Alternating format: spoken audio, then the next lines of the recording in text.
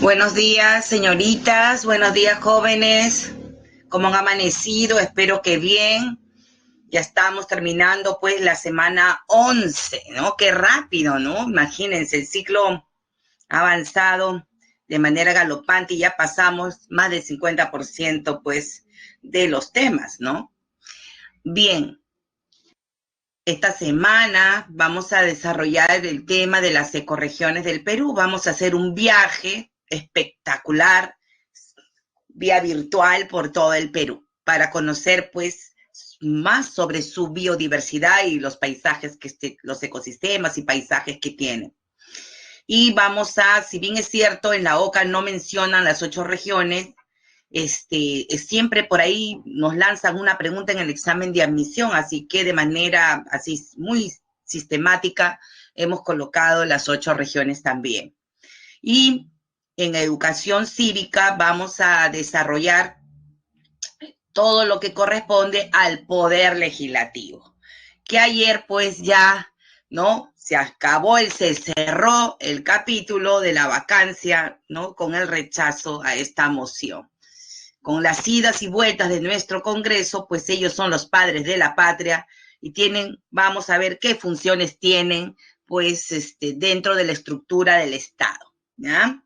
Muy bien, entonces, ya sin más preámbulo, espero que estemos todos, somos pocos, somos 16, pero tenemos que empezar.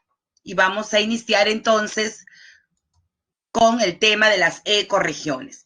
En 1990, Antonio Brack-Eck sostiene su tesis, ¿no?, doctoral sobre las ecorregiones del Perú. Y nos demuestra con sus investigaciones y estudios, pues, que el Perú tenía 2 ecorregiones marítimas, el Mar Frío y el Mar Tropical, y 9 ecorregiones terrestres, ¿no?, siendo la más extensa está aquí, que es el bosque tropical amazónico, la selva alta, la puna, serranía esteparia, desierto del Pacífico, bosque seco ecuatorial, este chiquitito de acá, bosque tropical del Pacífico, ahí taché aquí, donde no lo veo, creo que acá le falta, a ver, ¿qué pasó? Ah, acá, miren esta zona que se ve como blanquito, ¿no? Entonces aquí el páramo, no sé, no lo veo el páramo, pero aquí hay una ecorregión que se llama páramo. Y mira, este mapa lo han diseñado en la pre, pero creo que le falta aquí el páramo. Ahora sí, ¿no? Entre Piura y Cajamarca tenemos el páramo, ¿sí? Y acá abajo, ¿dónde está? Acá, así, acá sí está la sabana de palmeras. Son las 3 más pequeñitas, ¿no?, que tenemos de las ecorregiones. No sé, no lo noto, de repente sí está, pero ya mi vista no me da. Esas son entonces las ecorregiones, ¿ya? Bien, entonces, como les decía, Brack-Eck sostiene en la década del 90 esta tesis. Después, ya años después, saca un libro llamado Ecología del Perú, donde ahí pues ya nos explica todo, y de donde nosotros hemos extraído, ¿no?, un resumen de ese libro en la separata sobre las ecorregiones, ¿ya? Bien, vamos a empezar entonces a definir qué es una ecorregión, porque si decimos que hay 11 ecorregiones, es que es una ecorregión, ¿sí? ¿Qué es una ecorregión? Nosotros definimos como biomas, si se recuerdan, el conjunto de ecosistemas similares a nivel mundial. ¿Y qué es un ecosistema? Es una comunidad de plantas y animales. Entonces, ¿es lo mismo ecorregión que bioma? No. ¿Es lo mismo ecorregión que ecosistema? No. Nos referimos a ecorregión a un área geográfica. Por ejemplo, toda esta área amarilla, ¿sí? Toda esta zona amarilla, aquí, no, para definir entonces a una ecorregión, que es un área geográfica. Es un área geográfica en la cual vamos a encontrar, pues, semejanzas. ¿no? Semejanzas. ¿Qué tipo de semejanzas? Principalmente el que condiciona la existencia, pues, de los ecosistemas en el mundo es el clima, ¿no? Pero además suelos, ¿no? Fluviosoles, por ejemplo, hidrológicas, que se refiere a las cuencas hidrográficas, y la comunidad de plantas y animales, ¿no? Florísticas y faunísticas. Dentro de una ecorregión vamos a encontrar varios ecosistemas, ¿sí? Pero estos ecosistemas obviamente se repiten a lo largo de toda esta región, ¿no? Y por ejemplo, acá tenemos humedales, por acá también tenemos humedales, por acá también tenemos humedales. ¿Se dan cuenta? Y por aquí puedo encontrar lomas, por acá también puedo encontrar lomas y por acá lomas. ¿Qué más voy a encontrar? Por ejemplo, desiertos, ¿no? Áreas desérticas en cantidad, ¿no? Entonces acá, entonces es otro ecosistema, ¿no? Desierto. ¿Y qué más voy a encontrar? Otro tipo de ecosistemas aquí, ¿no? ¿Qué voy a encontrar? Voy a encontrar valles, que son los oasis fluviales, ¿no? De este desierto del Pacífico, que son los 4 ecosistemas más importantes que registra toda la ecorregión del desierto del Pacífico. ¿Se dan cuenta? Entonces es un área geográfica con condiciones semejantes climáticas, edáficas, hidrológicas y ecológicas, es decir, florísticas y faunísticas. ¿Ya? Y vamos a encontrar en su interior varios ecosistemas que se repiten a lo largo de toda esta área geográfica. ¿Correcto? Muy bien, creo que sí, ya está claro que es una ecorregión. Y ahora vamos entonces a visitar la primera ecorregión. Ahora que todavía es invierno, ¿no? A pesar de que es invierno, algunas familias para despejarse con esto de las pandemias, ya que no puede haber fiestas familiares ni amicales, entonces suelen irse a relajarse, a caminar a la playa. ¿Y qué vamos a encontrar, por ejemplo, en las playas, ¿no? Entonces vamos a encontrar, obviamente, una comunidad de plantas y animales. Entonces vamos a encontrar la primera ecorregión, que es la del Mar Frío. Bragg nos señala que esta ecorregión es de carácter endémica. Son 3 las endémicas. Que señala Bragg, ¿sí? Que es endemismo, o sea, únicas en el mundo. Sucede que el mar de Chile y Perú, sobre todo el del Perú, que está más próximo a la zona ecuatorial, es un mar tropical por su ubicación, ¿no? Por su ubicación es un mar tropical, abarca pues hasta Chile, ¿no? Hasta antes del trópico de Capricornio, y se localizan en la zona tropical. Sin embargo, las aguas son frías. Por eso es que el mar peruano es considerado como el mar tropical más frío del mundo. Esas condiciones de abundante luz, por ubicarse en una zona tropical con abundante luz en sus aguas, ya que el mar peruano en la zona del Zócalo es una zona fótica, ¿no? Permite pues la presencia del fitoplancton, el cual ha encontrado en las aguas frías, ¿no? Un hábitat para reproducirse en cantidades, ¿no? Entonces, como repito, el mar peruano es una ecorregión, pues, endémica, única. Se extiende desde los 5 grados de latitud sur, esto aquí en la península de Illescas, ¿no? Y obviamente se prolonga hasta Chile, ¿no? Hasta el centro de Chile, ¿no? Donde obviamente se desplaza la corriente peruana que viene, o internacionalmente Humboldt, que viene desde Chile. ¿Sí?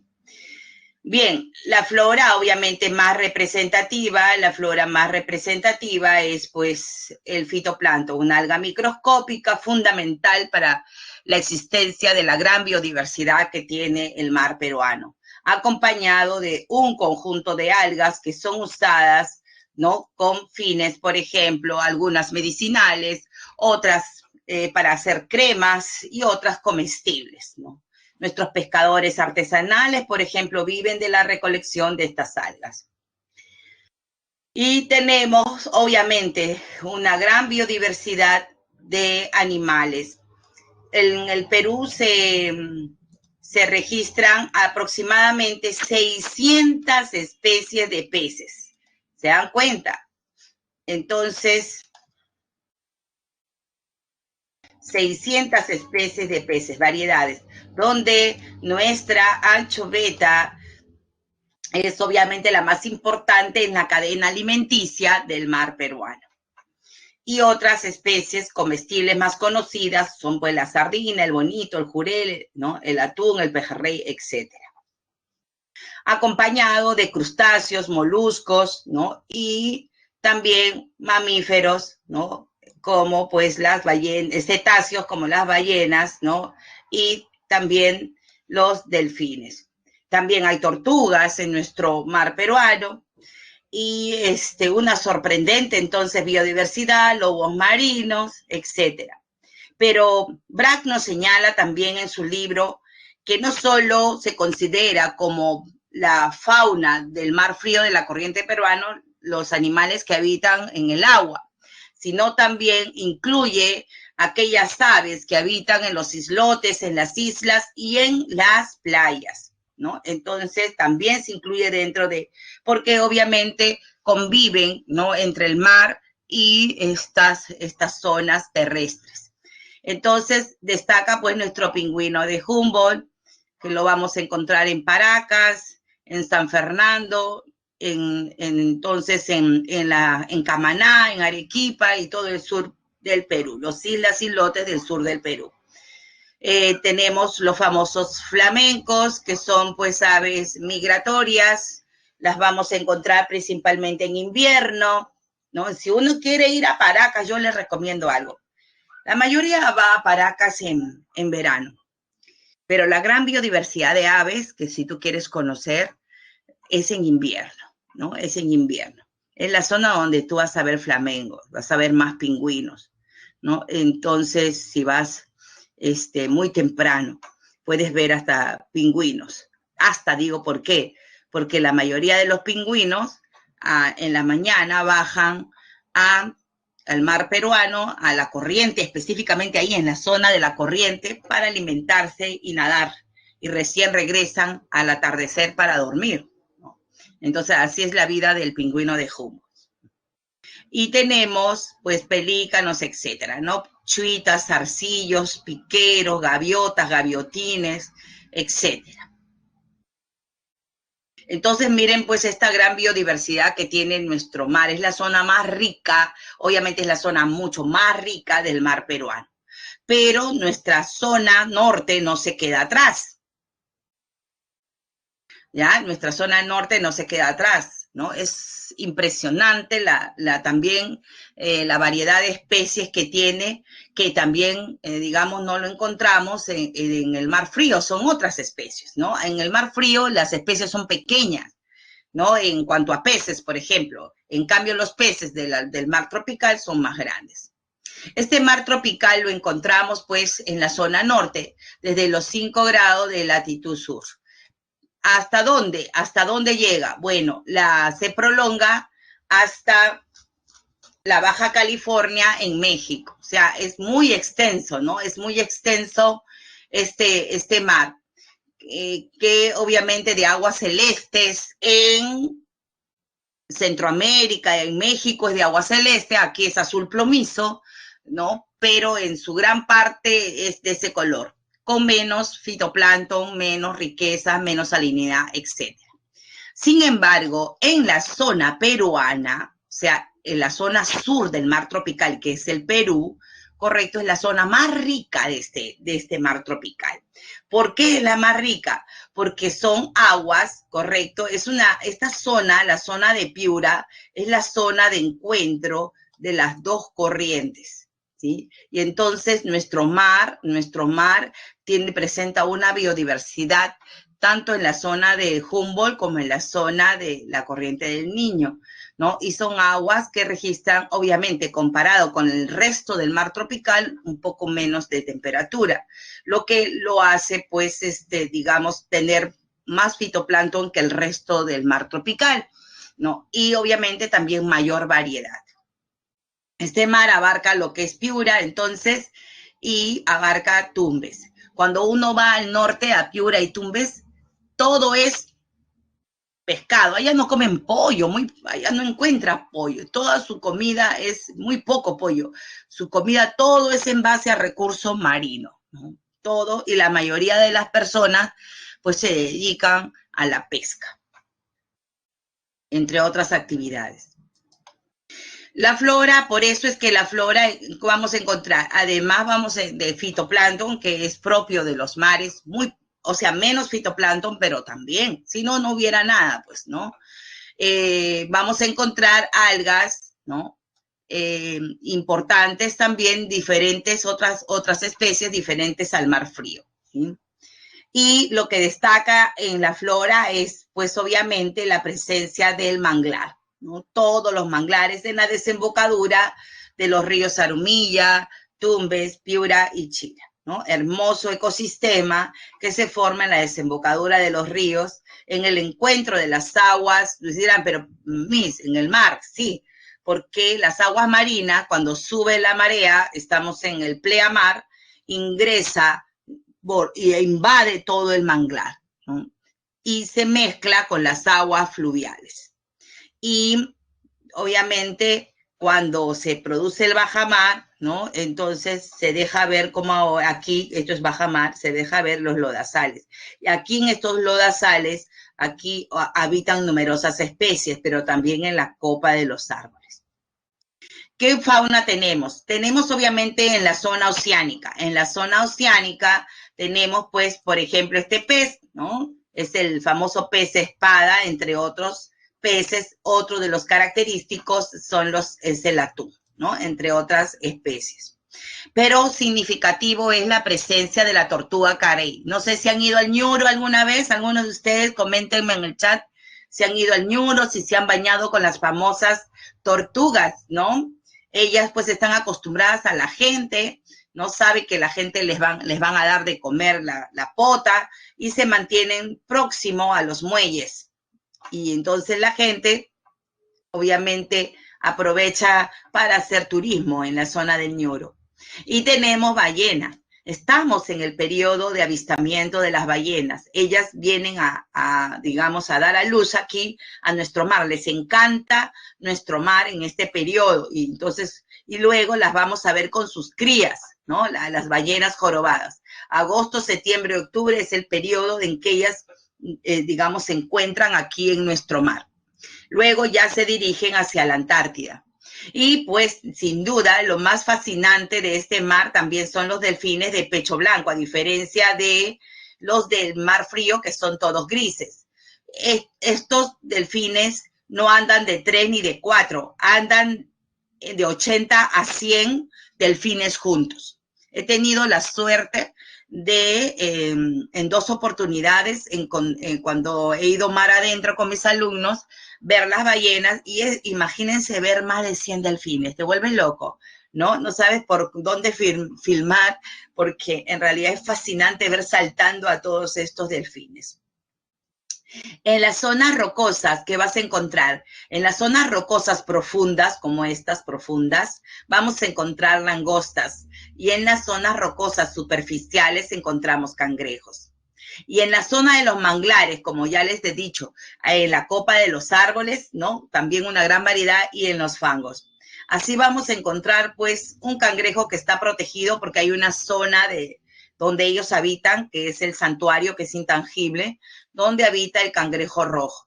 Langostinos, conchas negras, almejas, caracoles en las zonas, pues, obviamente, de las aguas, ¿no? Y un personaje importante y bien representativo de Tumbes es el cocodrilo americano, ¿no? De repente alguno de ustedes ha ido a los manglares, ¿no? Y ahí hay una zona donde los tienen en cautiverios protegidos. También tenemos nuestro oso manglero. Cuando ustedes vayan a alguna oportunidad al Puerto Pizarro para embarcarse a los manglares, lo primero que vas a ver, además de los pescadores, obviamente, vas a ver esta ave sobrevolando, porque es una ave carroñera, come peces muertos que dejan los pescadores, ¿no? Las vísceras, etcétera, y es el ave más representativa del manglar. el macho tiene pecho rojo y como ven parece como un globo que fuera a reventarse y solamente se infla cuando está por aparearse. La hembra es de color negrito, por ejemplo, ¿sí? Entre otras aves que viven en este manglar. Fascinante la vida en este ecosistema que en el Perú solamente pues lo tenemos en 2 departamentos, ¿no? Entonces ustedes no se casen muy pronto, viajen cuando sean profesionales, disfruten de su sueldo y viajen primero, obviamente, por el Perú primero, porque no hay más país más maravilloso que el de nosotros, y luego ya viajan al exterior. Muy bien, dejamos los 2 mares y nos vamos a nuestra ecorregión. Nosotros somos hombres y mujeres del desierto, ¿no? Así yo me considero, ¿no? Vivimos en los oasis fluviales, es decir, los valles, ¿no? Los oasis fluviales de este gran desierto que lo compartimos con Chile. Esta ecorregión es la segunda endémica, ¿sí? Ya hemos dicho una endémica. Entonces, tenemos esta ecorregión que también Bragg nos señala con un alto índice de endemismo, y es el único desierto costero del mundo. Comprende la costa peruana y chilena, obviamente, desde los 5 grados del desierto de Sechura hasta el desierto de Atacama, ¿no? Entonces, estamos hablando que se prolonga hasta Chile.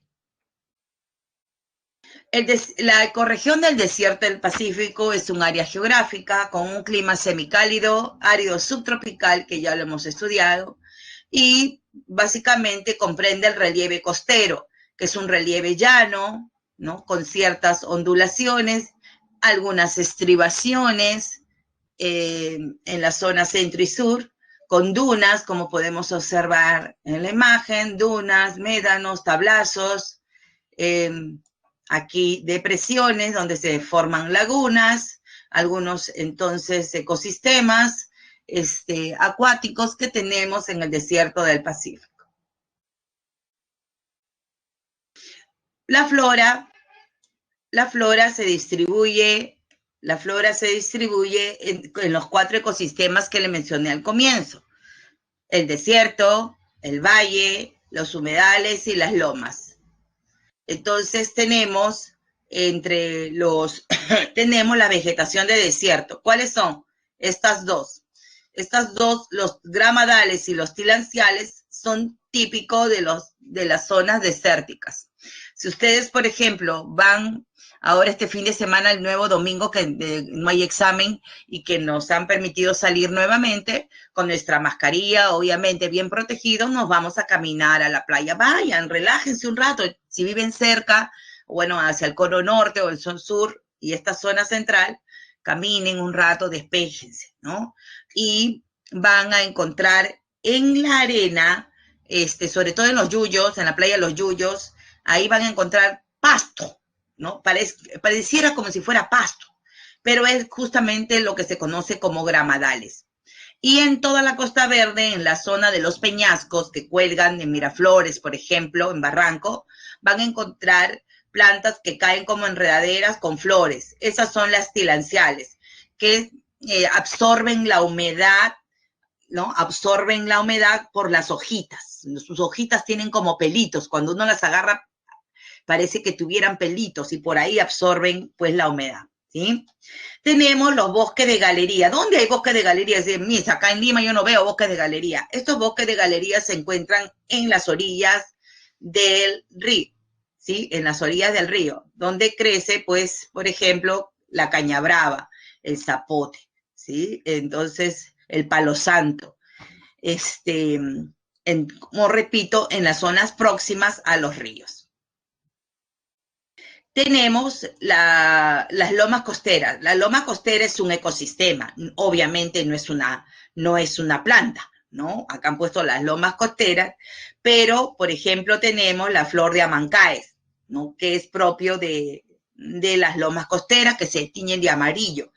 Y tenemos arbustos leñosos como la tara, ¿no? Que ahora, con esto del clima que nos duele la garganta, se utiliza mucho para hacer gárgaras. Y tenemos también la flora de ambientes acuáticos. aquí tenemos la imagen, por ejemplo, tenemos en los pantanos de Villa gran cantidad de totorales y también junco, que se viene utilizando en todo el desierto del Pacífico. En Trujillo, pues es típico, ¿no? Entonces los famosos caballitos de totora. Esa totora no viene del altiplano, obviamente, ¿no? Sino esa totora crece en los humedales costeros. La fauna muy característica, también es de carácter endémico. Tenemos aves como el cernícalo y el aguilucho, la tortolita, acá hay una tortolita que hay cernícalo, entre otras, digamos, aves. Tenemos, estas son las más tiernas, pero tenemos también las más feas, que son los gallinazos. Ya es época, ya se viene la época de gallinazos. Comienzan a sobrevolar Lima desde octubre. ¿No? Desde octubre los vamos a ver cuando ya se pasa el frío, entra la primavera y en verano, pues estos vienen del norte hacia el centro de la costa peruana. Entonces tenemos también gallinazos. Tenemos lechucitas, también tenemos lechucitas en los parques, ¿no? Etcétera. En las zonas áridas abundan los reptiles, las lagartijas y serpientes. En la zona de los ríos, en la desembocadura, tenemos bagres y lices. Y, bueno, en los ríos tenemos camarones. Omar, ¿a qué te refieres cuando me preguntas qué solo hay en Perú?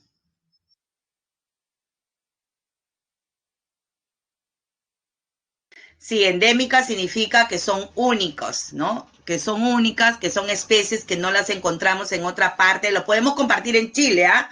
Porque es una misma ecorregión, ¿correcto? Entonces Chile sí puede registrar, por ejemplo, la misma planta, el mismo animal, la misma variedad, la misma especie, pero en otra parte del mundo ya no lo encuentras, ¿no? Eso quiere decir, pues, endémico. Por eso yo le decía, es el único desierto costero del mundo, ¿sí? Como ecorregión es endémica y tiene también muchos animales y plantas endémicos. Toda región, esperen, algo importante. En todo el mundo existe pues especies que son propias de esos lugares, ¿me entiendes? Como el koala, que solamente lo vamos a encontrar, ¿no? Entonces, en las zonas de Indonesia. Entonces, y de Australia, esa zona de ahí.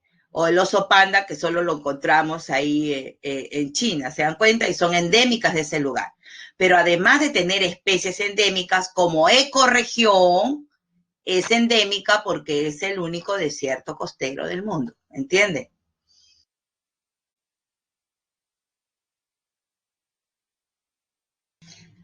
Entonces, vamos a seguir. Todavía tenemos, nos faltan un montón. ¿Alguna pregunta? Sopilotes es un buitre, ¿no? Es un buitre, es el buitre negro americano. Por lo general lo encontramos en toda América. Se le puede llamar curumo, gallinazo, ¿no? Diferentes nombres dependiendo de la zona. En Sudamérica pues se le conoce como gallinazo, en cambio en América del Norte se le llama buitre, ¿sí? Pero entonces es lo mismo, ¿no? Todos pertenecen a la misma especie, pero acuérdense que en una especie vamos a encontrar diversas variedades, ¿no? Por eso es la biodiversidad. Bien, ahora sí, seguimos. El bosque seco ecuatorial, esta ecorregión, es una de las que más he visitado con mis estudiantes y hemos hecho estudios. Es fascinante ver que en medio del desierto se puedan levantar árboles, ¿no? Como este de aquí, miren en medio del arenal, ¿no? Fascinante. Miren aquí, ¿no? Entonces, ¿cómo es que la vegetación, estas comunidades de plantas se han adaptado a lo árido ¿no? Que es el ambiente? Esta ecorregión se localiza 5, a ver, 1, 2, 3, 4, 5, 6 departamentos, ¿no? Tumbes, Piura, Lambayeque, La Libertad, Cajamarca y Amazonas, hasta Amazonas. No llega a San Martín, casi en el límite, ¿no? Con San Martín. Esta ecorregión abarca entonces la zona costera, ¿ya? La zona costera de Tumbes y Piura, como pueden observar en el mapa, y llega hasta el mismo litoral, ¿sí? Hasta el mismo litoral. Por eso es que ahí los hoteles, cuando uno va a Máncora, Punta Sal, todos los hoteles tienen árboles de algarrobo, ¿no? De hualtaco, tienen unos jardines hermosos. ¿Por qué? Porque hasta ahí llegaba el bosque, solo que el hombre ha invadido, obviamente, sus zonas, ha crecido el desarrollo urbano, ¿no? Y entonces en esas zonas solo quedan, pues, a pequeñas áreas que son los jardines de los hoteles, ¿no?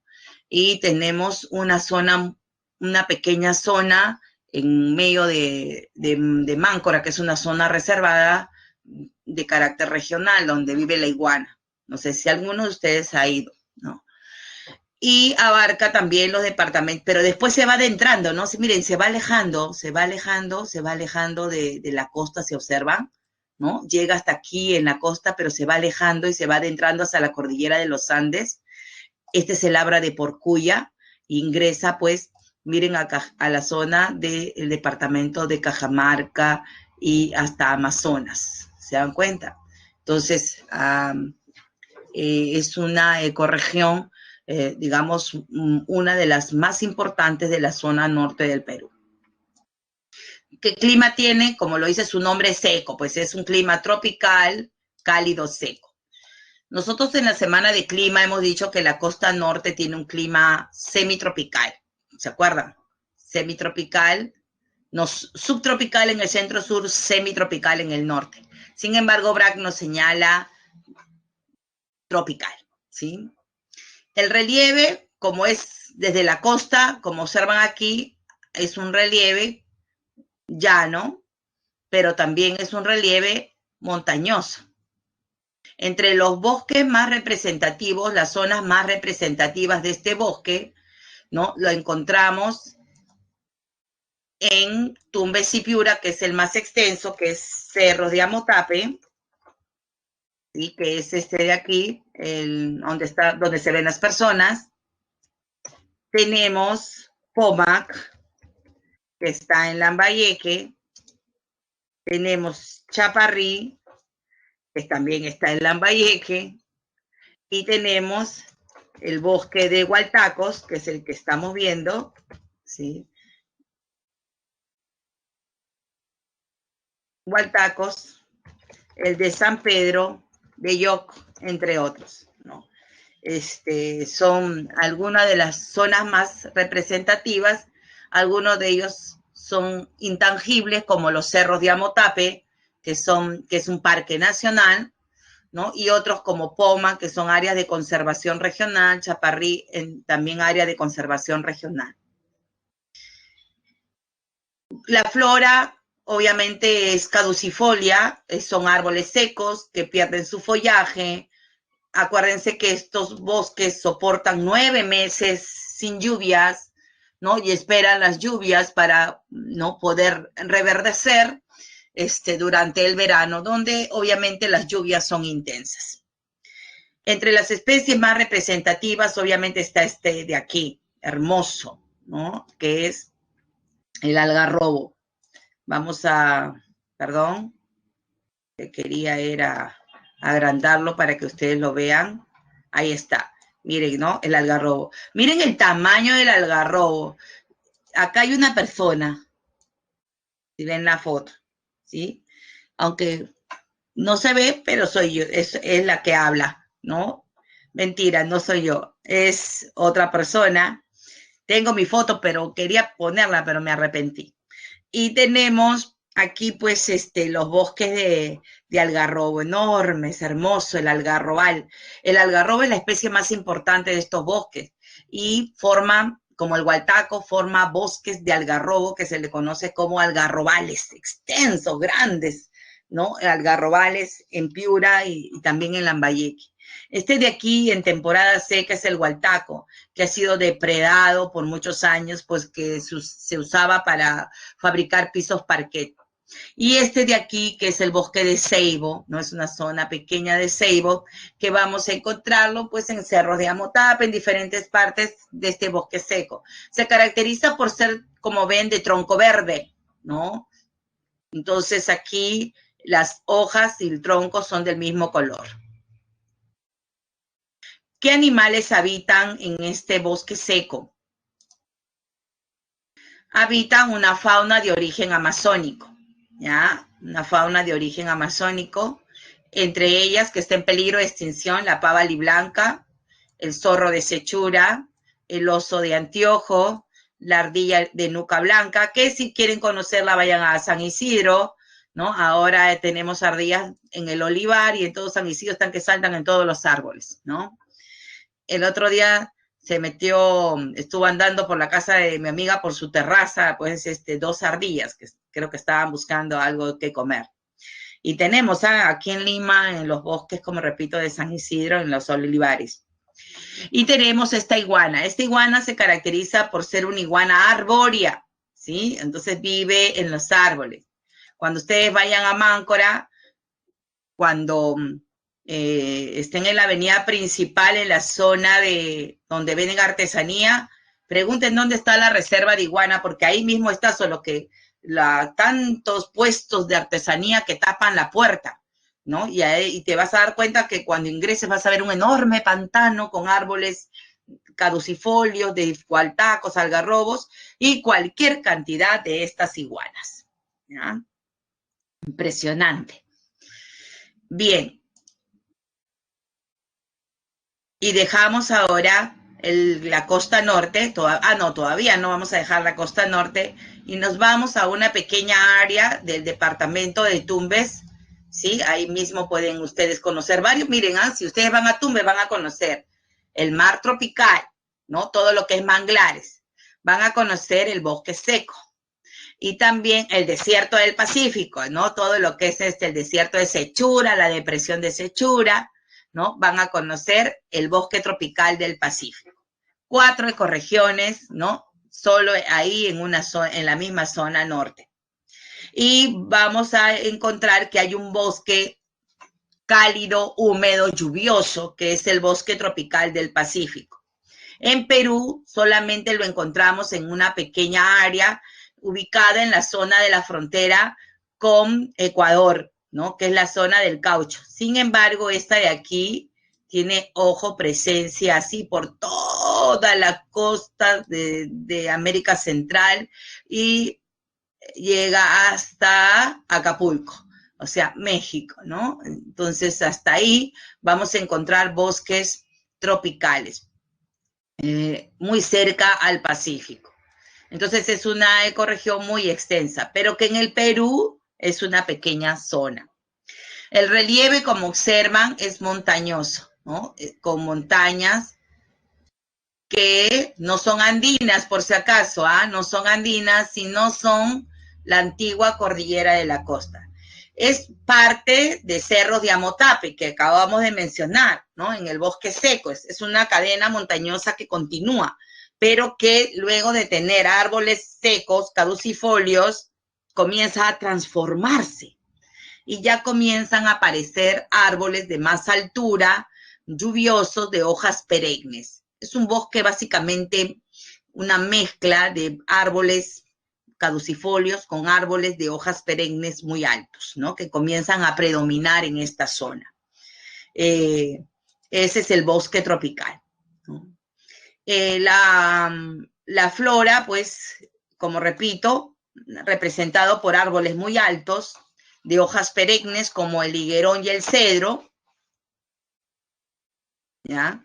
El palo de balsa, que son básicamente de hojas perennes, guayacán, hualtaco y ceibo de hojas caducas. O sea, es un bosque mixto con, escúchenme bien, con un predominio de ya árboles de hojas anchas y perennes, propios de las zonas tropicales, ¿ya?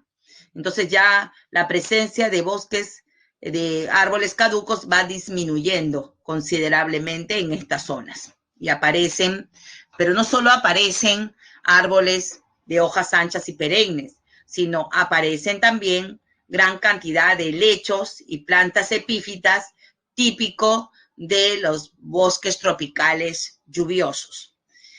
Por ejemplo, aquí vemos, ¿no?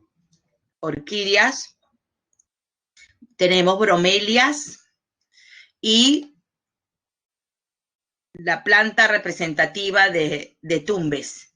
En la Plaza de Armas, los árboles de la Plaza de Armas le cuelgan en grandes cantidades. Entonces usted, la mí me dijo que eso lo que cuelga en los árboles ahí en la Plaza de Armas de Tumbes son salvajinas, ¿no? Entonces, que es una planta epífita típica, pues, del norte peruano. También la vamos a encontrar en los bosques secos, pero con abundancia en estos bosques tropicales. La fauna también es amazónica, ¿sí? La fauna también es amazónica, destaca, ¿no? Destaca entre la fauna más representativa están estos monitos, esta familia de monos, que solamente los vamos a encontrar en esta zona que es el cotomono de Tumbes. Vamos a encontrar animales propios de la selva, como los sajinos, como los tigrillos, el banderón o oso hormiguero, vamos a encontrar jaguares, vamos a encontrar osos de anteojos, entre otros animalitos que son propios de la selva, pero que los vamos a encontrar en estos bosques. Muy bien, con esto,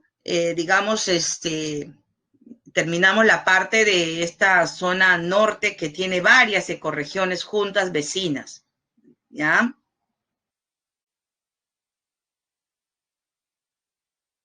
Y nos vamos ahora a la sierra.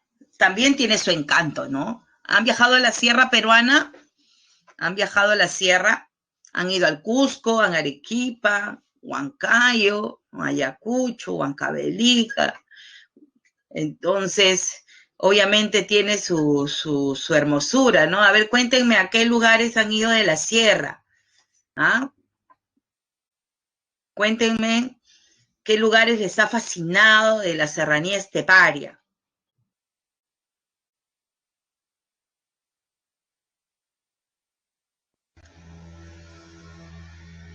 Hasta Cusco por carro, qué valiente, Bueno, yo ya con mi edad ya no aguanto, ya tantas horas. Bueno, cuando era muchacha sí he ido al Cusco, hasta Arequipa, nos fuimos obviamente en transporte, pero de Arequipa a Cusco en un camión de cebolla, les cuento.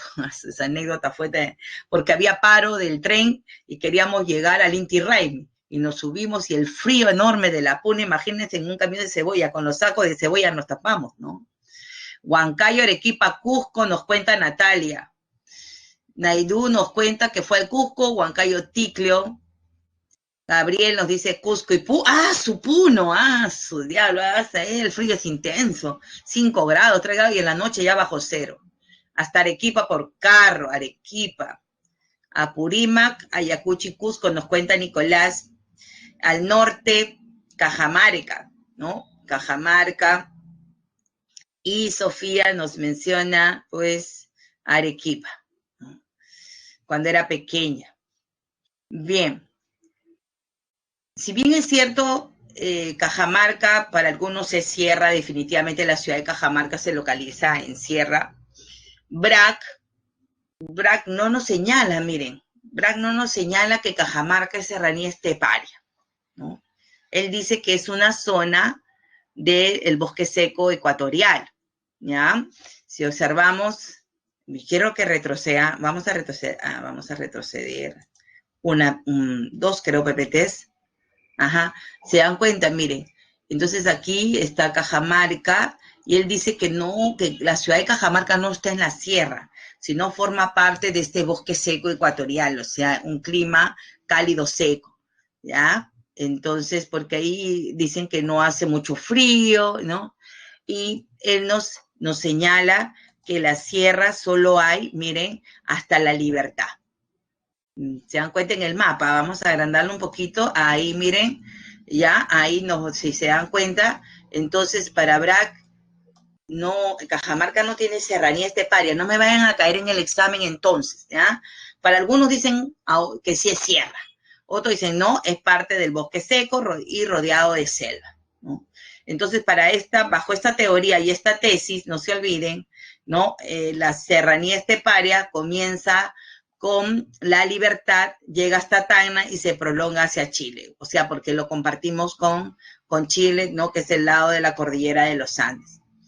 Y BRAC nos señala que la serranía esteparia se extiende entre los 1000 hasta los 3800 y comprende en cuanto a relieve los valles estrechos, quebradas y laderas. Por eso él nos señala que la flora, miren acá, la flora se distribuye en tres, ¿no? Entonces, en 3 pisos altitudinales, ¿no? La serranía baja, media y alta. El clima obviamente es templado subhúmedo en las partes bajas hasta 3000 y frío por encima de los 3000. Nosotros hablábamos, ¿se acuerdan? El clima de los valles los valles interandinos, que era templado, y los valles mesoandinos, frío, ¿no? Entonces él también coincide aquí en señalar pues que había 2 tipos de clima, pero el relieve sí lo divide en 3 partes, ¿no? Las partes bajas, medias y altas de la serranía. En las partes bajas, ¿no? En las partes bajas, la flora representativa es básicamente cactáceas en las zonas áridas, ¿no? Y estepas. Entonces tenemos San Pedro, por ejemplo, ¿no? Que crece repito, en la cola de zorro, que en las zonas áridas. Y en la zona de los valles tenemos árboles como el molle, el guarango y el mito. Este es un árbol de molle, por ejemplo, en los jardines, en los parques de la serranía esteparia, propio de la sierra. En las partes medias ya aparecen algunos bosques ralos, ¿no? Y vegetación de peñascos, bromelias, pajonales y sobre todo la flor nacional, que es esta de aquí, que es la cantuta, que tiene sus variedades, porque no solo son fucsias, ¿no? Hay rojas, hay amarillas, ¿no? El cantu es su arbusto, ¿no? El cantu es el arbusto, la cantuta es la flor. Y en las partes altas ya aparecen las gramíneas como la quinoa, ¿no? También chocho o tarwi.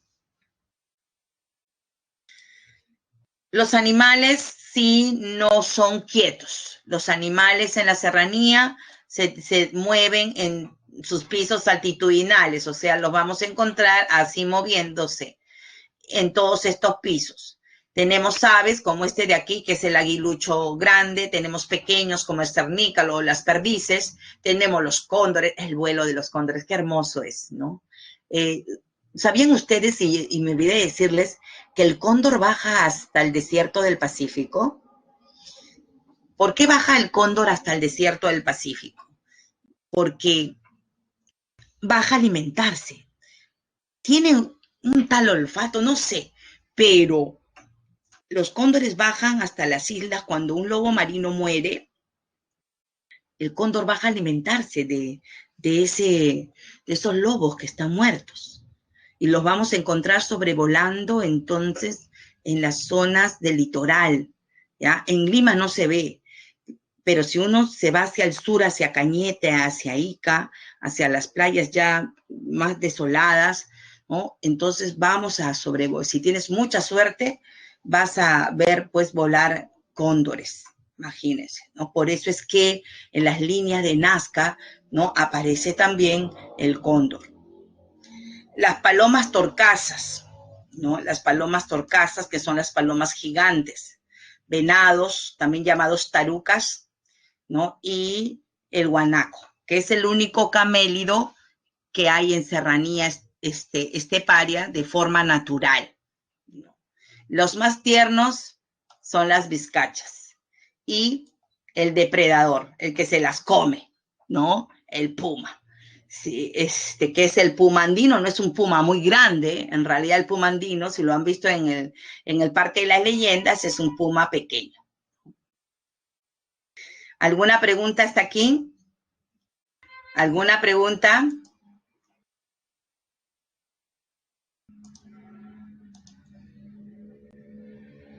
Muy bien. Seguimos subiendo en la cordillera de los Andes y ya llegamos a la última ecorregión, la más alta, la ecorregión más alta del Perú, ¿no? En este viaje virtual llegamos ya subiendo, ahogándonos, nos da soroche, nos falta el aire, ¿no? Nos da dolor de cabeza, ¿sí? Parece que nos va a retumbar la cabeza, algunos no aguantan, comienzan a vomitar, ¿no? Producto de la escasez de oxígeno.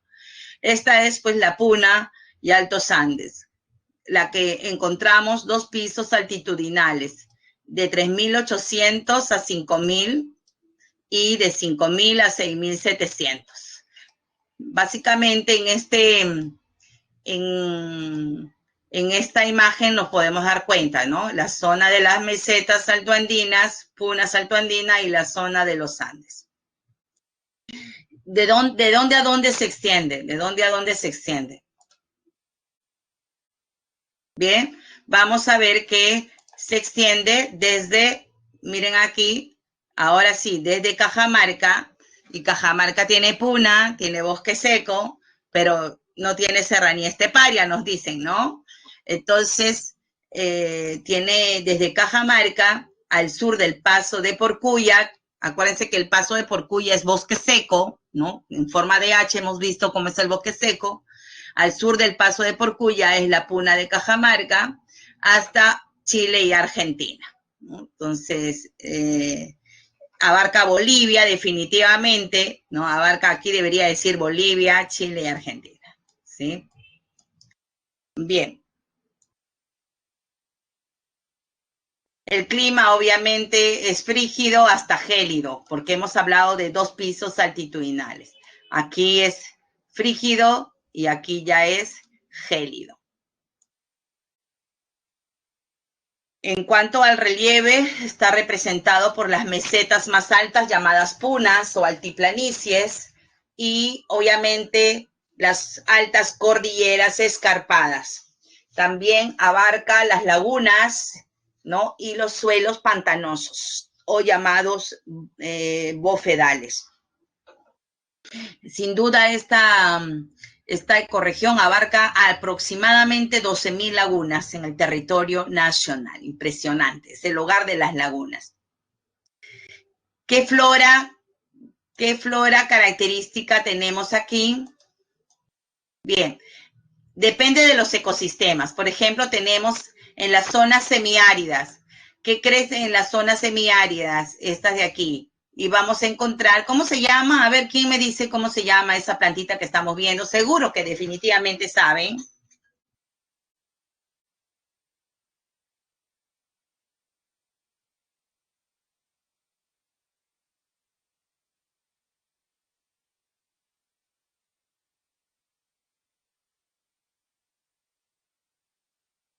Ichu, así es, ¿no?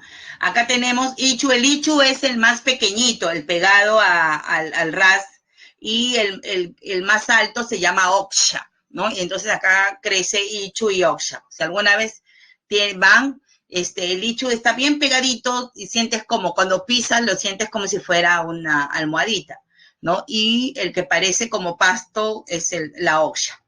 Pero tenemos también algunas zonas muy húmedas. Espérense, se me movió. Acá. Esta de acá, miren. Esta de aquí se le conoce como bofedal. Los bofedales son los humedales andinos, donde abundan el agua. Aquí crecen plantas almohadilladas, como observan. Las más representativas son las yaretas y las yaretillas. Estas son yaretillas, me doy cuenta porque son más al ras, son más pegadas. En cambio, las yaretas son como bomboncitos, se hacen, ¿no? Húmedas. Y también en las zonas semiáridas tenemos estas de acá. Este es fascinante, ¿no? Cuando vayan a Calipuy, ya te he dicho, no se casen temprano, viajen, su plata cuando sean profesionales, viajen. Todo lo que puedan, viajen, porque después ya cuando tienen mi edad, ya no pueden subir a estas alturas, ¿no? Se ahogan. Miren esta persona, ¿no? Qué tamaño tan impresionante tiene la puya raimundi. Llega a más de 7 metros de altura, es la planta de inflorescencia más importante del mundo, es única en esta piña gigante. Mírenle aquí, en cada puntita de esta que parece como una piña le sale una flor.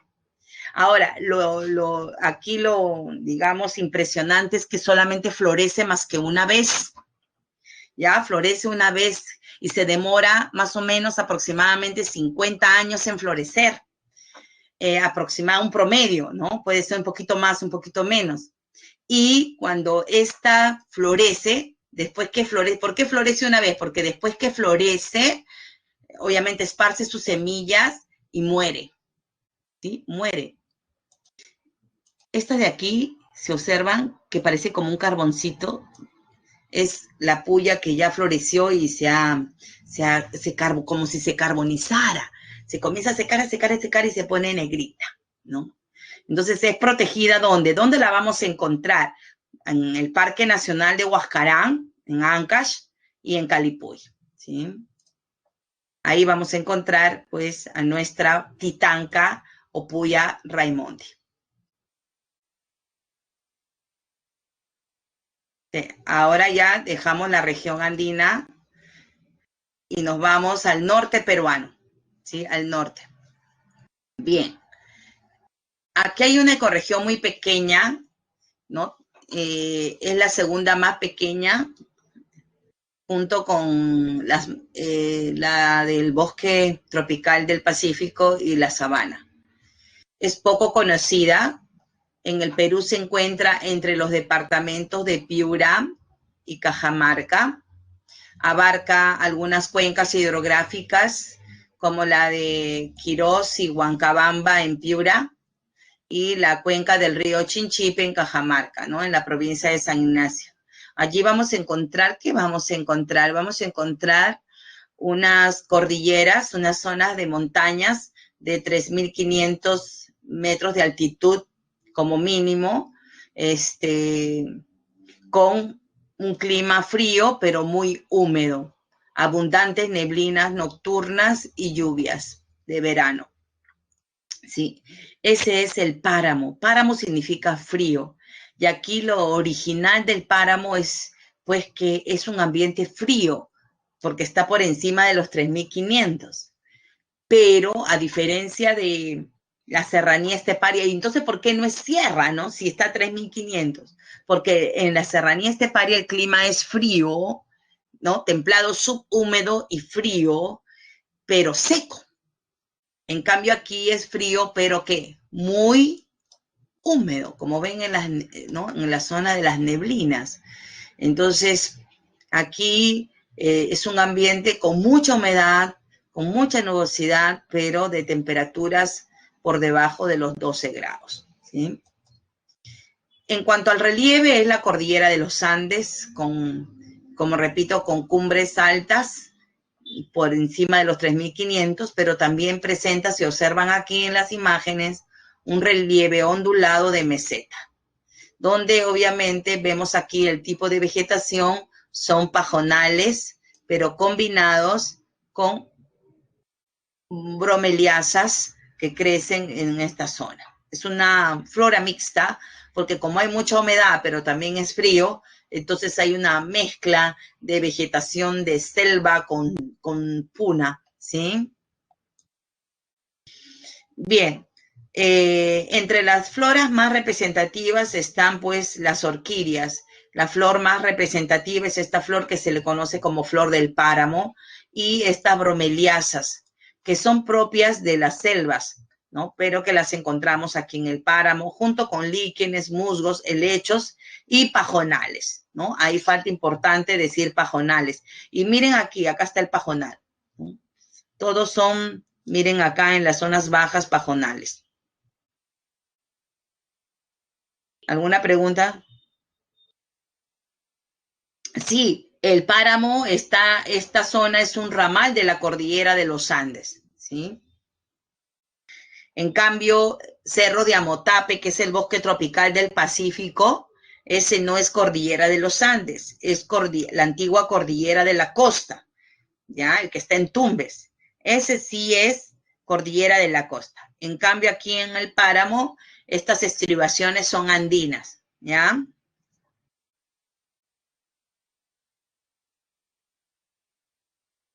Bien, entonces, como vemos aquí, estas estribaciones, les decía, son andinas y estos relieves de meseta, donde crece una vegetación mixta de selva y también de puna, ¿no? Tenemos entonces bromeliasas y orquídeas, les decía, pero también, como observan aquí en las imágenes, tenemos también pajonales. La fauna es de origen amazónico. Tenemos aquí, pues, el venado colorado del páramo, tenemos al zorro del páramo, tenemos osos de anteojos, miren, tenemos cóndores, o sea, una mezcla aquí de selva con sierra, y uno de los más representativos, pues, en la zona de los pajonales es el tapir de montaña, ¿no? Que es el Tapirus pinchaque, una variedad del Tapirus pinchaque. Tenemos también en la zona de las lagunas, tenemos ranas, ¿no? Hay una rana que es la rana venenosa, por ejemplo, que es amarillo con negro, en la zona de las lagunas. Abundan también conejos silvestres. Muy bien, dejamos el páramo y ahora sí nos vamos a las 12 ecorregiones más extensas que tenemos. Tenemos a la selva alta, que se encuentra en el oriente peruano, ¿no? Y que, vamos a ver el mapa, ahí, se encuentra en la zona del oriente peruano, con mayor presencia definitivamente en la zona norte, donde llega hasta los departamentos, se observan, de Piura, Lambayeque y La Libertad.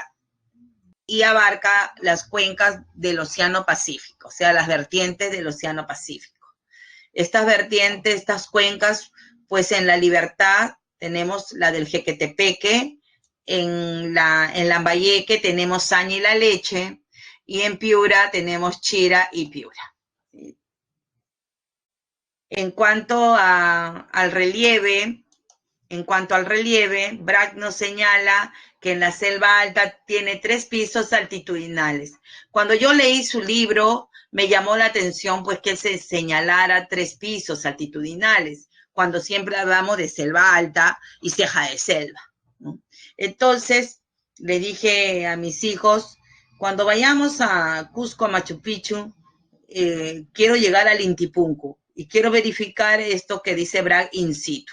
Y así lo hice, ¿no? De Aguas Calientes, que está a 600 metros, aproximadamente está a 900 metros sobre el nivel del mar, que está abajo, ¿no? En la ciudad, subimos hacia Machu Picchu, ¿no? Y llegamos, pues, aproximadamente hasta los 1700 metros sobre el nivel del mar. Subimos a las 8 de la mañana y, en efecto, Machu Picchu estaba cubierto de neblina, como observan ahí en esa foto. La visita no se pudo realizar muy bien porque no nos dejaba ver la neblina y lo único que tuvimos que comenzó incluso a caer un poco de lluvia y entonces decidimos subir, ¿no? Y comenzamos a subir hacia el Intipunku. Mientras que caminábamos, estábamos con impermeable y botas especiales porque las lluvias no paraban, pero una lluvia era que no la notábamos porque estábamos en medio de la neblina, pero sí estábamos empapados, ¿no? Y cuando llegamos al Intipunku, comenzamos a dejar la neblina abajo, como observan. Ahí fue cuando le tomé la foto, ¿no? A Machu Picchu con todas las neblinas.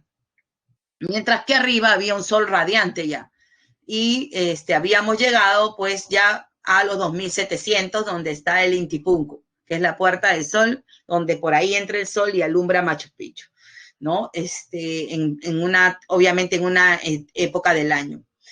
Y llegamos al bosque enano, ¿sí? Que es la zona ya contigua a la Puna. Y entonces pude verificar, pues, estos 3 pisos que nos habla Braque. El bosque de lluvia, obviamente una lluvia intensa, todos sabemos cómo llueve en la selva, en Tarapoto, en Rioja, Moyobamba, en el norte donde llueve más, ¿no? En Chachapoyas. y luego ya el bosque de neblinas hacia arriba. Finalmente, el bosque enano. ¿Ya? Bien, la flora obviamente varía, muy diversa, también varía dependiendo de los pisos altitudinales, pero la flora más representativa. Sin duda, la selva alta es la región de las orquídeas. No hay, digamos, un paquete turístico donde no se incluya un orquidiario, por ejemplo, ¿no? Y te llevan a conocer todas las flores, diferentes tipos de orquídea y flores bromeliáceas que tiene la selva. Otros son las plantas ornamentales, helechos gigantes, ¿no? Gran cantidad de arbustos con flores en la selva. Pero también tiene importante vegetación arbórea. Entre los árboles más representativos de la selva alta está pues el higuerón, el sauce llorón, por ejemplo, el nogal, el cedro, los robles, el árbol del cacao. Ese es el que más abunda, incluso ahí en los jardines de la casa, ¿no? Todo es árboles de cacao. Ese es otro de los tours que te llevan, ¿no? A conocer las fábricas de chocolate. Y tenemos también, obviamente, una fauna. Miren, la selva es muy rica en endemismo, quiere decir que tiene muchas especies únicas que no vamos a encontrar en otras partes del mundo. Entre los animales más representativos está este monito, que es el mono choro, ¿no? Y nuestra ave nacional, que es el tunqui o gallito de las rocas. También tenemos osos de anteojos, achavacas, tenemos motelos, o sea, tenemos tortugas, ¿no? Armadillos, variedad de aves, picaflores, y hay uno que no lo mencionan aquí, pero que vive en las cuevas. No sé si han ido ustedes a la cueva de las lechuzas en Tingomaría o han escuchado hablar de esa cueva. Increíblemente se le llama cueva de las lechuzas, pero no vas a encontrar ninguna lechuza en su interior, ¿no? Vas a encontrar, entonces, un ave ahí nocturna, ¿sí? Entonces, que habita en estas cuevas, ¿no? Que prefiero en este momento no mencionarla porque lo vamos a hablar con el Parque Nacional de Tingomaría, pero de repente por ahí algunos saben, ¿no? O lo dejo con la duda o no. Mejor les digo, el guacharo, ¿no? El guacharo o ave nocturna, típico pues de el ave nocturna de nuestra selva. Muy bien, y ya entramos al bosque tropical amazónico, la región más extensa del Perú, ¿sí? La región más extensa del Perú, la ecorregión con mayor presencia en el territorio nacional, la de mayor biodiversidad y, ojo con esto, la que compartimos pues con la mayoría de los países sudamericanos, ¿no? Ecuador, Colombia, Brasil, Bolivia, Venezuela, Surinam y Guyana. Altitudinalmente comprende toda la región por debajo de los 60 metros de altitud, básicamente 80 a 60 a 600 metros sobre el nivel del mar. Con un clima obviamente cálido, tropical, húmedo y lluvioso, es la región que registra más temperaturas, ¿no? Y también obviamente registra lluvias todo el año. El relieve obviamente es de llanura. ¿Se acuerdan? Una llanura con terrazas escalonadas, donde las zonas más bajas, alguien me dice, a ver, ¿quién me dice? Desde la más baja hasta la más alta, porque eso ya lo hemos estudiado. Todos los 4 nombres, le digo que son 4, las terrazas, escalonadas, desde la más baja hasta la más alta en ese orden. A ver, traten de recordar y me lo escriben en el chat.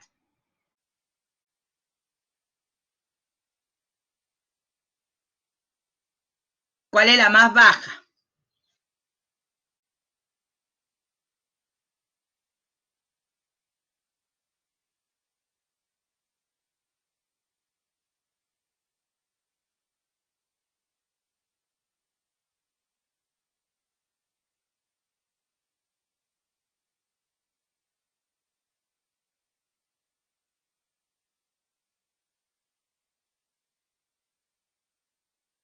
Bien, a ver, Nicolás, Jim nos dice Tahuampa, Restingas, altos y filos.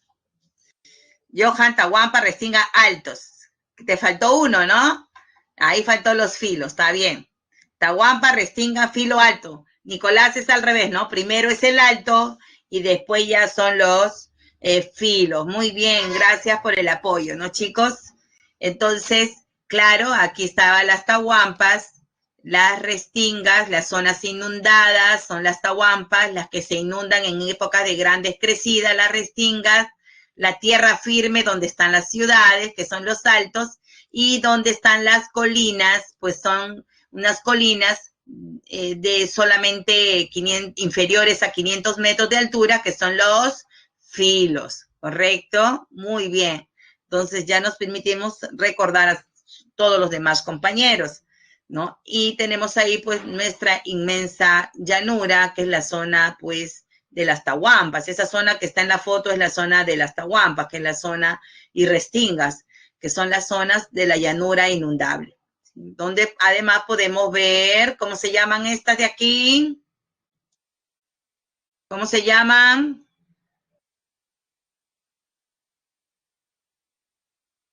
No, la que he marcado, la que he marcado, no se me confunda. Esta de acá, ¿cómo se llama? El meandro es este de aquí, que es el curso del río. Pero yo estoy hablando de esta, ¿no? Ajá. Esa es la Cocha o Tipisca, ¿no es cierto? Tiene dos nombres, ¿no? Cocha, que significa laguna, o Tipisca. Muy bien. Seguimos. La flora, bueno, se distribuye también dependiendo de los ecosistemas, ¿no? Porque tenemos las zonas inundables, la tierra firme, y entonces aparecen varios ecosistemas en la llanura amazónica. Así pues tenemos, por ejemplo, en la zona de las Cochas, justamente aquí, en la zona de las Cochas, tenemos esta de aquí, que es la Victoria Regia. Muchos turistas vienen todos los años en la época de, sobre todo aquellos que son naturistas, vienen a ver pues la época en donde florece pues la Victoria Regia en la reserva de Pacaya Samiria. Estos platos que ustedes ven aquí justamente es donde pues comienzan a salirle la flor, ¿sí? Y tenemos plantas ornamentales, plantas epífitas en grandes cantidades, helechos gigantes, bromelias, orquídeas, ¿no? En fin. Tenemos los aguajales, acá los aguajales, tenemos aguajales, epicales, pero también tenemos bosques de tierra firme, o sea, bosques madereros, donde hay un árbol que miren aquí, es el rey, sobresale por encima de todos y puede llegar a crecer, imagínense. ¿Conocen el centro cívico, el edificio del centro cívico? ¿No? ¿Han ido allí al centro comercial del centro cívico? Me imagino que sí, muchos habrán ido en algún momento, perdón. Y este árbol es el cedro lupuna y llega a crecer pues equivalente a un edificio de 15 pisos, imagínense. Las raíces son impresionantes, ¿no? Tanto así que las raíces de este cedro lupuna sobresale de la tierra. Bien. Y la fauna, finalmente, la fauna, pues obviamente es muy, muy variada. Me quedo corta con estas 6 imágenes, ¿no? Sino que he tratado de mostrar las que no he mostrado en selva alta, porque en realidad muchos de los animales de la selva alta también hay, por ejemplo, el gallito de las rocas está en selva alta y en selva baja, ¿no? Pero propio de selva baja, por ejemplo, está de aquí definitivamente, que es la anaconda. Este de aquí, que es el caimán negro. El rey de la selva es el otorongo, que es capaz de matar hasta un caimán. Pueden creer cuando este está en tierra. Las charapitas, los guacamayos, papagayos y una gran variedad de monos, donde el más pequeñito, ¿cómo se llama este pequeñito, el más chiquitito de todos? ¿Alguien sabe cómo se llama el más pequeñito? No, claro, el leoncito es un poquito más grande. El titi es ¿cómo se llama? El más pequeño, ¿sí? Muy bien, y vamos terminando, y ya terminamos ahora sí este recorrido por todas las ecorregiones y llegamos a la sabana de Palmera, una de las más alejadas desde Lima, ¿no? Entonces, estaba tentada de ir con mis hijos hasta aquí, hasta Madre de Dios, en la frontera, pero debido o sea, hay mucho minería ilegal, muy peligroso peligroso se ha vuelto el departamento de Madre de Dios. Y aquí tenemos una ecorregión, pues, conocida como Sabana de Palmera, que se localiza en la frontera con Bolivia, ¿sí? Allí en la cuenca del río Jeat, que es un afluente del Madre de Dios. Aquí predomina el relieve de llanura, pero con algunas pequeñas colinas, como observan, ¿no? De escasa elevación. La fauna básicamente es amazónica, pero encontramos algunas endémicas propias de esta zona, como el tucán gigante, por ejemplo. Y encontramos al lobo sudamericano. Este lobo sudamericano, mírenlo, es el llamado lobo de crin. Ahí, ¿sí? El lobo de crin, que lo encontramos hasta la Patagonia, imagínense. ¿Ah? Y vamos a encontrar a este oso perezoso, pero con una variedad, que es el oso perezoso tres dedos, ¿no? Entonces, que lo encontramos aquí en los árboles de Tawari y Huasay, porque si bien es cierto, es una sabana con palmeras, hay algunos árboles, como observan aquí, ¿no? Aquí, por ejemplo, es el Huasari, que vamos a encontrar en esta sabana. Y en la zona de los pajonales vamos a encontrar al ciervo de los pantanos también. Algunos otros animales que habitan en esta zona, pues son el banderón, o sea, el oso hormiguero, que ya lo hemos visto también en selva. Aquí también vamos a encontrar armadillos, ¿no? Propios, y otras aves en la zona de los aguajales. Acuérdense que son pantanos también, ¿no? Son pantanos, y entonces en los pantanos también tenemos ranas, ¿no? Y otros animales. Muy bien, aquí pues la palmera más representativa de la zona es el aguaje. Y con esto hemos terminado lo que es ecorregiones. ¿Alguna pregunta?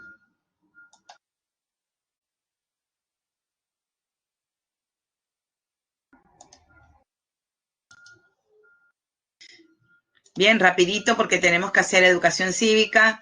Bien, como les decía, la OCA no menciona 8 regiones, pero hemos querido incluirlo así de una manera para que tengan una visión rápida de que también hay otra clasificación más antigua a la de las ecorregiones, que es de Pulgar Vidal, ¿no? De Javier Pulgar Vidal, que data de la década de 60, ¿no? Él nos mencionaba ya la existencia de 8 regiones. La teoría se mantiene vigente porque es otro enfoque, que es un enfoque altitudinal. Para Pulgar Vidal, en la zona continental se registran 8 regiones naturales. La zona más baja, que corresponde a la costa, la llama Chala, que es de 0 a 500, ¿no? Con un clima árido subtropical. Luego nos menciona la Yunga como el primer piso de la sierra, entre 500 y 2300, con un clima cálido, menciona él, cálido, no dice semicálido, sino dice cálido seco, ¿no? Con temperaturas de 20 a 27 grados. Además nos señala Pulgar Vidal que hay una yunga marítima, ¿no es cierto? Y como ven aquí hay una yunga que fluvial en el flanco oriental. Y entonces, tanto en el flanco oriental como occidental existe esta ecorregión. Luego tenemos la región Quechua, que corresponde a los valles interandinos, ubicados entre 2.300 y 3.500, con un clima templado seco. De ahí seguimos subiendo y nos encontramos con los valles mesoandinos y algunas mesetas, ¿no? Ubicadas entre 3.500 y 4.000. Y además de valles mesoandinos vamos a encontrar cumbres afiladas, cañones, desfiladeros rocosos, y es la región llamada Suni o Jalca, la llamaba él, ¿no? Jalca o Suni, donde la temperatura obviamente baja y encontramos un clima ya frío, ¿sí? Frío. y seco. De ahí llegamos ya a las mesetas más altas llamadas punas o altiplanicies, ¿no? Que abarca entre los 4.000 y 4.800. Aquí encontramos pues ya temperaturas más bajas. Justo ayer teníamos reunión virtual con unos colegas que se quedaron atrapados por la pandemia en Puno. Tengo un colega, prende su cámara y estaba pero con una chalina, gorro, y digo, ¿qué pasa? Porque la reunión era a las 7 de la noche. Me dice, estamos a 5 grados. La reunión continuó, ya eran las 8, las 9, porque era bien densa la agenda, y me dice en el chat, ya estamos a 3 grados, ¿no? Imagínense, ya estaba las 10 de la noche y estaba a 3 grados, 2 grados, y me dice en la madrugada baja cero. Esa es pues la Puna, ¿no? Entonces, seguimos subiendo y ya encontramos un clima glacial. Puna significa soroche. Como yo le decía, ¿no? Seguimos subiendo, nos falta el aire, la respiración, sentimos que nos falta, y la palpitación es mucho más. Uno cuando viaja a la Puna tiene que hacerse primero un chequeo del corazón, ¿no? No vayan a subir sin haber chequeado. Y tenemos ya la región Janca. ¿Qué significa Janca? Blanco, ¿no? Para ya encontrar aquí las cordilleras. Por el lado oriental, además de la yunga fluvial, Pulgar Vidal nos señala ya la región Rupa Rupa o selva alta con una altitud de 400 a 1000. Mira, aquí Pulgar Vidal solamente se quedó en 1000. En cambio, BRAC nos señala hasta 3800. Y luego ya nos habla de la región Omagua, ¿no? O selva baja en una zona oriental ubicada entre 80 y 400 con un clima muy cálido, húmedo y lluvioso. Él habla de muy cálido. Y para la selva alta dice cálido. ¿Se dan cuenta? Entonces, en cambio, nosotros decimos para la selva alta, en la clasificación que hemos estudiado en la semana 6, creo, semana 6 creo que es semicálido, ¿no? Húmedo, lluvioso. Y para la selva baja decimos tropical, cálido, húmedo, lluvioso. Pero Pulgar Vidal nos señala cálido para selva alta y muy cálido para selva baja. ¿Sí? El enfoque de Pulgar Vidal es un enfoque altitudinal, pero también basado en la toponimia del lugar, ¿no? Así pues, por ejemplo, la chala o costa significa chala, ¿qué significa? Maíz que crece apiñado, región de las neblinas, ¿no? Acolchado, nublado, ¿sí? Apiñado, por referirse pues a las características climáticas del lugar. La yunga significa valle cálido o mujer estéril, ¿no? Valle cálido por el clima, mujer estéril por las características de su relieve que es árido. Quechua significa valle templado por el clima. En cambio, Suni o Jalca significa alto. Miren, ¿ve? Qué linda foto que he colocado, de donde se ven los cañones, ¿no? Y donde se ven las cumbres afiladas, ¿no? Desfiladeros rocosos, que es la parte, bueno, alta de la sierra, de la serranía. Luego ya tenemos la puna aquí, ¿no? De las punas altoandinas, significa soroche, ¿no? Y Janca por el color hermoso de nuestros nevados, que significa blanco. Rupa Rupa, selva alta, que significa pues ardiente, caliente, ¿no? Y este es el Sauce. No sé si conocen la laguna del Sauce. ¿Han escuchado de la Laguna Azul? ¿No? Ahí en San Martín. Y es la selva baja. Significa pez de agua dulce. Este es el puente más largo del Perú. Es enorme, esto ni es un pedacito de este puente. ¿Dónde está ese puente más largo del Perú? ¿No? Que parece el puente de San Francisco de Estados Unidos por lo extenso que es. ¿Saben dónde está? El puente más extenso del Perú está en la Interoceánica Sur, construido por Odebrecht, ¿no? ¿En qué departamento? Es por eso que yo quería ir a Madre de Dios, porque quería conocer ¿no? Quería conocer, obviamente la sabana y conocer, pues, el puente más extenso del Perú, que parece que es más o menos como el puente de San Francisco, que está en el río Madre de Dios, ¿no? Es la Interoceánica Sur, ¿sí? Muy bien, hemos terminado. Miren, no hay tiempo, miren, son 9:24, es muy extenso el tema, así que no nos va a dar tiempo para desarrollar alguna preguntita de geografía. Vamos a responder las claves para entrar a cívica. Copien las claves, 1B, 2C, 3C y 4A.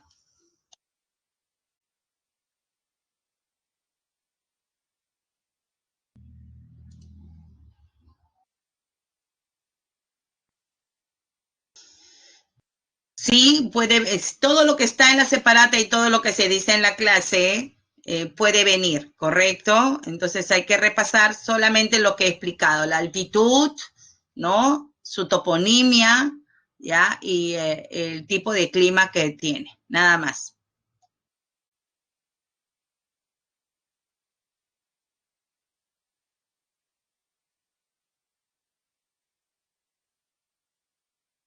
Muy bien. Ay, Dios santo, nuestros padres de la patria. Bien, vamos a entrar al Poder Legislativo. Ayer tuvieron una ardua jornada desde las 9 de la mañana hasta más de las 10 de la noche, ¿no? Y donde pues recibieron al presidente, a su abogado, luego vino el debate, luego pasaron a ver la aprobación de la ley de financiamiento de partidos políticos, que no me quedó claro si la aprobaron o no, no estoy segura, me quedé dormida y luego cuando abrí el ojo ya estaban votando por la vacancia, ¿no? Eso sí estoy segura de que obviamente no se aprobó. Y bueno, nuestros padres de la patria tuvieron una jornada muy extensa. El Pleno, ¿no? El Pleno es el máximo órgano deliberativo, pues, del Poder Legislativo, comprendido por 130 congresistas, ¿no? Y ellos pues tienen varias funciones. Como hemos visto ayer, ¿no? Ellos tienen funciones especiales y de control político, pero también tienen funciones legislativas. Ayer, por ejemplo, se debatió y no estoy segura si se aprobó la ley de financiamiento de partido político que se sometió a votación, ¿no? Y tienen funciones de control político al Poder Ejecutivo, a tal punto de que pueden pedir la vacancia del presidente de acuerdo al artículo 113 de la Constitución. Pero también por ejemplo, el día lunes vimos cómo sometieron a la censura a la ministra de Economía, ¿no? Entonces pueden interpelar, censurar a ministros, ¿no? Y van investigando y fiscalizando la administración de los actos del Poder Ejecutivo. Entonces todos están sometidos al control político del Congreso. Y también, además entonces de legislar y controlar el Poder Ejecutivo, ¿no? Y otras instituciones del Estado, también nombran algunas autoridades como el Defensor del Pueblo, los miembros del Tribunal, que también que han sido parte de la noticia esta semana, y otros, pues, como ven, funcionarios y autoridades del Estado.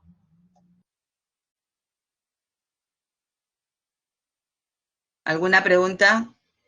Ya, gracias, Jim. Sí se aprobó. No te digo que me quedé dormida y ya no he visto noticias, ¿no? Entonces, sí se aprobó la ley de financiamiento de partidos políticos, aunque yo llegué a escuchar que le habían hecho modificaciones, ¿no? A la propuesta de Vizcarra que había mandado, ¿no? De la ley de financiamiento, lo mandó hace, ¿no? Entonces, le habían hecho modificaciones para favorecerse los partidos políticos. Sí, pues con algunos cambios, ¿no? La conveniencia, pues, ¿no? Bien, entonces sí se aprobó la ley, ahora falta que la promulgue Vizcarra, de repente no le convence esas modificaciones y la devuelve al Congreso. Vamos a ver qué pasa con esa ley. Bien, ¿cuáles son los requisitos para ser congresistas? ¿No? Hay congresistas y congresistas, ¿no? Entonces yo, por ejemplo, hoy en mi Facebook publicaba que no me arrepiento de haber escogido pues a mis congresistas porque se han comportado a la altura, ¿no? No voy a decir quiénes son ni de qué partido, chicos, ¿ah? Pero ellos, pues sí les puedo decir que en ambas votaciones votaron en contra, ya pueden inferir de qué partido era. O sea, se mantenieron firmes, el único partido que se mantuvo firme desde el principio y hasta el final, por ejemplo, ¿no? Entonces, aquí los únicos requisitos son peruanos de nacimiento, haber cumplido 25 años y gozar del derecho de sufragio. En mi casa hubo un debate el otro día entre mis dos hijos y yo, mi hija decía, pero deberían poner más requisitos para ser congresistas, ¿no? Pero no se puede, pues, porque sería discriminar, ¿no? Entonces, que tengan estudios universitarios, no, pues no se puede, ¿no? Porque tienen que estar preparados. Yo pienso que el principal requisito, le decía yo a mi hija, el principal requisito es que tengan una moral intachable, una ética, una capacidad de servicio a la nación. Ese es el requisito.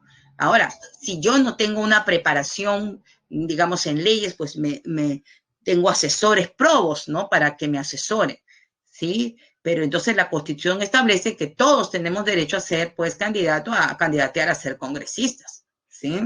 Entonces, esos son los tres únicos requisitos, ¿ya? Claro, para eso están los asesores, ¿no? Ni siquiera haber terminado, oye, no te pases, Jim, FREPAM. FREPAM ha cambiado su voto, ¿no? Cambió su voto. Primero se abstuvieron, después votaron en contra, un chanchullo han hecho, ¿no? Investiguen cuál fue el único partido que votó así íntegramente en bloque, igualito en la primera votación y en la segunda votación. Ya van a saber qué partido es. Bien, ¿cuáles son los requisitos? ¿Cuáles son las, digamos, prerrogativas de los congresistas? ¿Ya? ¿Cuáles son las prerrogativas? O sea, ¿cuáles son sus derechos como congresista? Bueno, en primer lugar, antes de decirle las prerrogativas, los congresistas son elegidos por un periodo de 5 años. La pregunta es, ¿con reelección o sin reelección inmediata?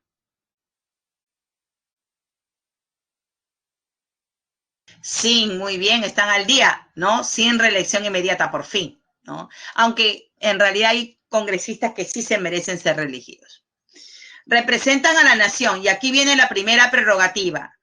No están sujetos a mandato imperativo. Hemos visto que Marta Chávez votó en contra y el resto de la bancada de Fuerza Popular, por ejemplo, votó a favor. En todas las bancadas, menos en una, como ya les dije, ha habido, pues, ¿cómo se llama? Diversas votaciones, ¿no? Algunos se abstuvieron, ¿no? Como Marche Jade se abstuvo, pero el resto de su bancada votó en contra. ¿Por qué? Porque un congresista no está sujeto a mandato imperativo. El presidente, el partido le puede sugerir que voten hacia una manera, pero finalmente uno vota de acuerdo a su conciencia. Y el congresista tampoco está sujeto a interpelación, es decir, no tiene por qué dar explicaciones de los actos congresales, ¿ya? Porque todo es de acuerdo a la conciencia. El cargo de congresista es irrenunciable, es decir, ellos una vez congresistas no pueden renunciar, pero también ¿qué van a querer renunciar con todas las bollerías que tienen, ¿no? Tienen 2 meses de vacaciones y sueldazos, ¿no? Entonces, imagínense, y otras prerrogativas, gastos de representación, en fin.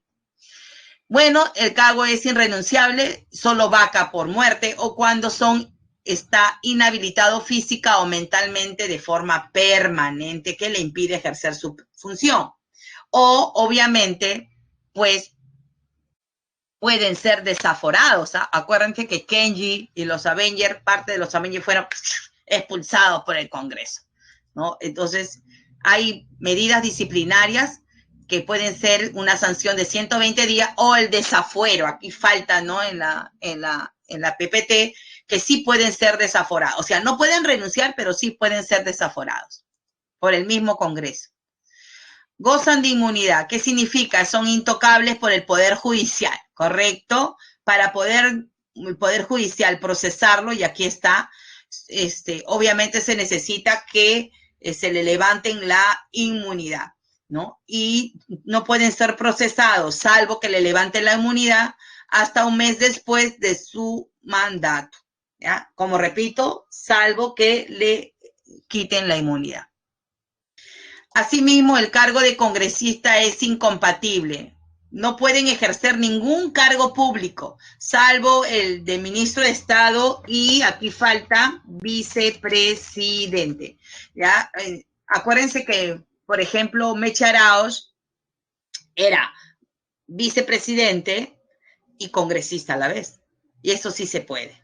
¿Ya? O sea, un congresista puede ser vicepresidente y congresista, y también puede ser congresista y ministro de Estado. Son los dos únicos que no son incompatibles. El resto, alcaldes, regidores, ¿no? Entonces, gobernadores. No se puede ser, pues, congresista y gobernador o alcalde. Forsyth creo que va a tener que renunciar a su cargo si quiere ser candidato, ¿no? En el caso de los congresistas, como el cargo es irrenunciable, si un congresista quiere ser candidato, tiene que pedir licencia sin goce de haber, ¿no? Para poder ser candidato.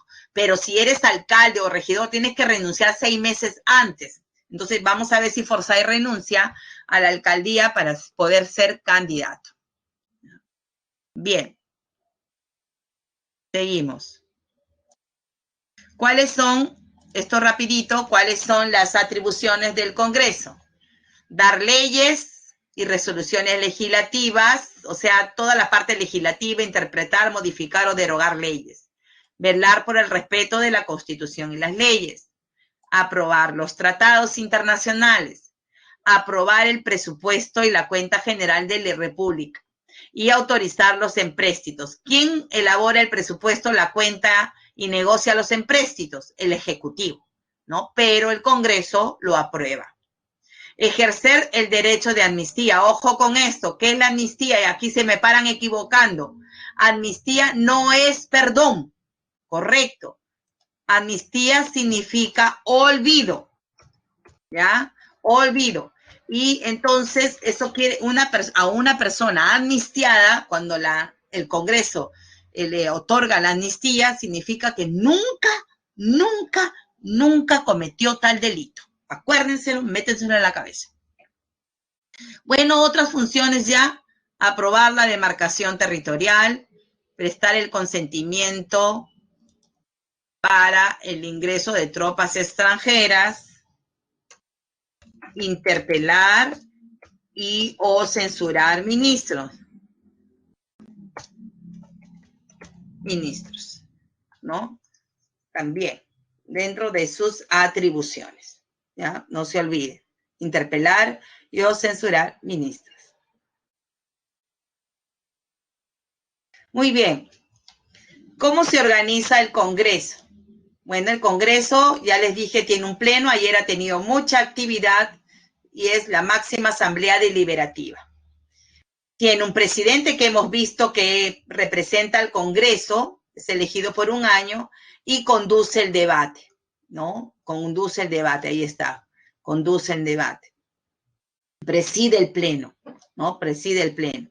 Incluso puede permitir ingresar a las Fuerzas Armadas. Entonces, tenemos un presidente.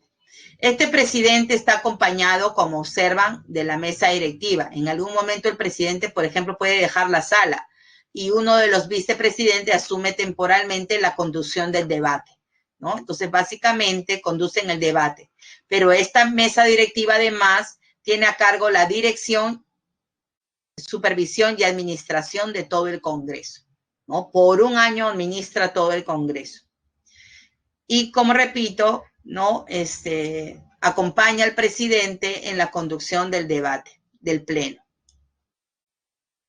Luego tenemos el Consejo Directivo, que son los 4 de la mesa directiva y un portavoz de cada partido, de cada grupo parlamentario. Ellos básicamente aprueban el presupuesto, aprueban el plan de trabajo, pero algo interesante, aprueban la agenda que se pone en cada semana en el Congreso, ¿no? ¿Qué se va a tocar? ¿Qué tema se va a debatir en el pleno? Tenemos además que nos preguntamos, ¿qué hacen los congresistas cuando no están en el pleno? Pues bien, ellos trabajan ¿en qué? En comisiones. las comisiones son 24 y son encargadas de estudiar y emitir dictamen de las leyes que se proponen. Entonces, en cada comisión, porque hay leyes de diferentes rubros, entonces una ley siempre tiene que ser aprobada por la comisión o desechada por la comisión ordinaria. Y tenemos también, ayer, por ejemplo, una vez terminado el debate, el presidente convocó a junta de portavoces para evaluar si se sometía a votación la vacancia el mismo día o el día lunes. Entonces, aquí la mesa directiva se reúne también con un portavoz. Básicamente, la junta de portavoces es la que tiene mucha actividad, porque cuando hay pleno y se suspende el pleno y se quiere hacer una consulta, siempre se está llamando a junta de portavoces. Y ayer la junta de portavoces decidió que se someta a votación, pues, la vacancia ayer mismo. Por eso que tarde, ¿no? Se sometió a votación. Además de esa función, elabora el cuadro de comisiones. Finalmente, tenemos la Comisión Permanente del Congreso, como lo dice su nombre, permanente, ¿no? Y está integrada por el presidente del Congreso y no menos de 20 congresistas, de forma proporcional a cada grupo parlamentario. O sea, ya no es aquí como acá, uno por cada grupo, ¿no? Acá en el Consejo y en la Junta de Portavoces es uno por cada grupo. En cambio, en la comisión permanente y también en las comisiones ordinarias son proporcionales al número alcanzado de curules por cada grupo parlamentario. De que la comisión permanente, ojo, funciona todo el año, inclusive durante el receso parlamentario que dura 2 meses, cuando están de vacation, ¿no? Y se van a pasear los congresistas 2 meses, pero también funciona durante la disolución del Congreso. Como hemos visto, ¿no? Antes de la elección de los nuevos congresistas, la comisión permanente estuvo sesionando. Muy bien, esas son entonces, digamos, los organismos dentro del Poder Legislativo. Una de las funciones más importantes, como hemos visto ayer, la aprobación de la ley, ¿no? De partidos políticos en relación al financiamiento, se aprobó ayer. Hace poco también se aprobó que los candidatos que tengan sentencia en primera instancia tampoco pueden ser, ¿no? Candidatos, y Vizcarra lo promulgó. Entonces, la función legislativa obviamente es una de las más importantes. También en esta época de pandemia se aprobó el retiro del 25% de las AFP, ¿no? Varias leyes importantes se han aprobado en esta época de cuarentena. Por eso que la función legislativa es la más importante, que comprende la aprobación, derogación de las leyes. ¿Cómo nace una ley? Veamos cómo nace una ley, perdón. ¿Cómo nace una ley? Una ley ingresa a trámite documentario, ¿sí? Un proyecto de ley. Como ya les había dicho, esta ley pasa a la comisión, a su revisión. Le puede hacer modificaciones, se pueden hacer modificaciones al proyecto inicial, se puede desechar, correcto, pero si luego de una evaluación se aprueba, esta pasa al consejo directivo. Como les expliqué, es el consejo directivo que agenda, ¿no? Agenda, la pone en agenda para su discusión. Si es muy importante, el consejo directivo la pone de inmediato, porque hay un montón, ¿no? Entonces, algunos dicen que debe ser en orden, otros dicen en prioridad, ¿no? Luego pasa al pleno. El pleno puede rechazar o aprobar la ley. Si la aprueba, como esta ley, que es la ley que impide postular a los sentenciados en primera instancia, pasa al Poder Ejecutivo, ¿sí? El Poder Ejecutivo tiene 15 días útiles para aprobar la ley o también observarla. Lo cierto es que dentro de los 15 días se tiene que pronunciar a favor o en contra o realizar las observaciones. ¿Correcto? Si no hay observaciones a la ley, Vizcarra pues la promulga. Y así pues el día lunes creo que fue, o martes, promulgó la ley que había aprobado el Congreso que impide postular a cargos públicos a sentenciados en primera instancia. ¿Se dan cuenta? Entonces se aprobó y se promulgó. Pero ¿qué pasa cuando Vizcarra dice, no, lo devuelvo con observaciones, esto perjudica, no puede ser pues 100%, ¿no?, de las AFP que se pretenda a todos devolver, ¿no?, porque es digamos, un fondo de seguridad social para tu vejez. Entonces no puede ser que ahorita se devuelva a todos el 100%, ¿no? Provocaría un caos en el sistema pensionario y también perjudicaría a los pensionistas, y la devuelvo, ¿sí? ¿Qué pasa cuando la devuelve? El Congreso tiene que someterla al Pleno nuevamente, ¿ya? Tiene que someterla al Pleno. Pero si el Pleno del Congreso la ratifica, entonces la ley es promulgada ya no por el Ejecutivo, ya no regresa al Ejecutivo, ¿correcto? Ya no regresa. Entonces, si el Pleno la ratifica, quien la promulga, ojo, quien la promulga es ¿quién? El mismo presidente del Congreso, ¿sí? Eso ocurrió con esta ley, que el Congreso no solamente la aprobó, sino también la promulgó porque Vizcarra la rechazó. Bien, eso se llama por insistencia. Toda ley entra en vigencia al día siguiente de su publicación, salvo que la misma ley diga lo contrario, porque hay leyes que necesitan reglamentarse y entonces no entran en vigencia hasta que se apruebe su reglamento. Muy bien, ¿cuáles son las leyes que aprueba el Congreso? Bueno, además de nuestra Constitución, que es la ley de leyes, en el Congreso se aprueban leyes orgánicas, que tienen que ver con la estructura, funcionamiento de las entidades del Estado. Como por ejemplo aquí le he puesto yo la ley orgánica de municipalidades, puede ser la ley orgánica del Poder Judicial, la ley orgánica de los gobiernos regionales, la ley orgánica de los gobiernos locales, ¿sí? Entonces, todas son leyes orgánicas. Luego tenemos las leyes ordinarias, que son normas de carácter general, como ambas leyes que he mencionado, la ley de devolución del dinero del FONAVI o la ley que prohíbe la postulación de sentenciados en primera instancia. Esas leyes son leyes ¿de qué tipo? Ordinarias. Y tenemos las resoluciones legislativas, que son normas emitidas por el Congreso con la finalidad de regular algunos temas pequeños específicos o materializar un acto. Por ejemplo, ayer se rechazó la vacancia. ¿Qué se va a emitir? ¿Una ley? No, pues, ¿qué se va a emitir? Una resolución, ¿no? Donde se señala que se rechazó la vacancia, ¿no? Estas resoluciones legislativas también se usan para nombrar funcionarios dentro del Congreso, para autorizar, por ejemplo, al presidente a salir del país, ¿sí?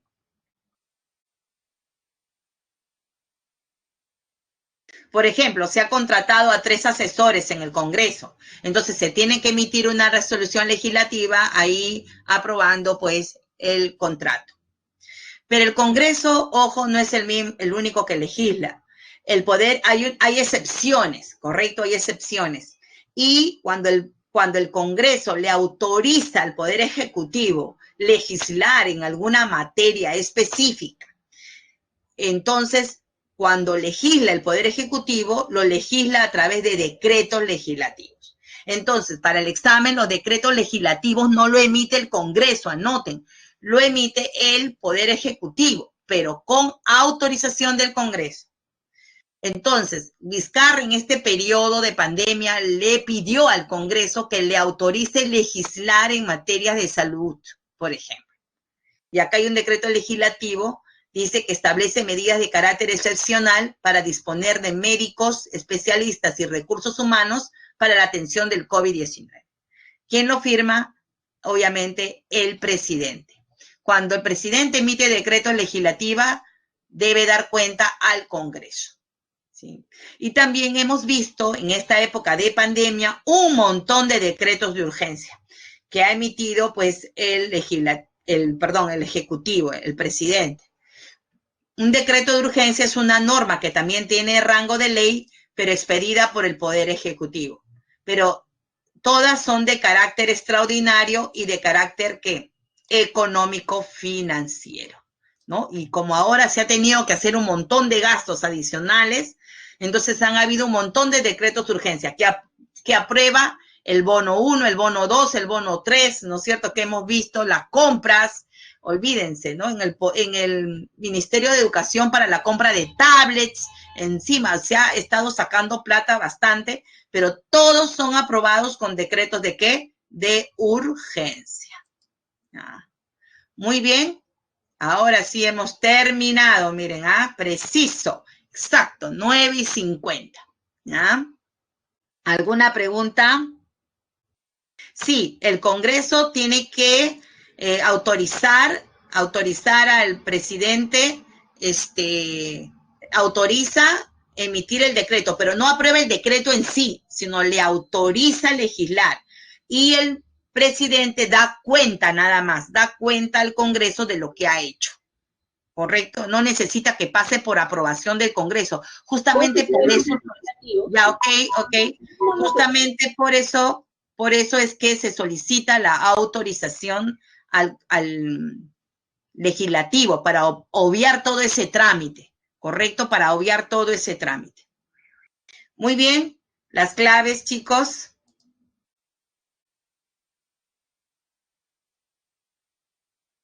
1D.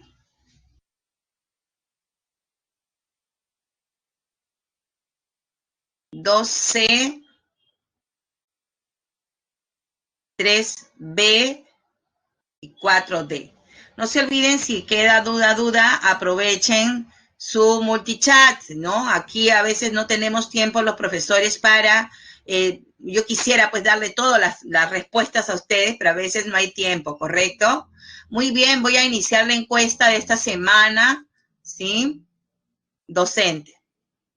Estamos para servir a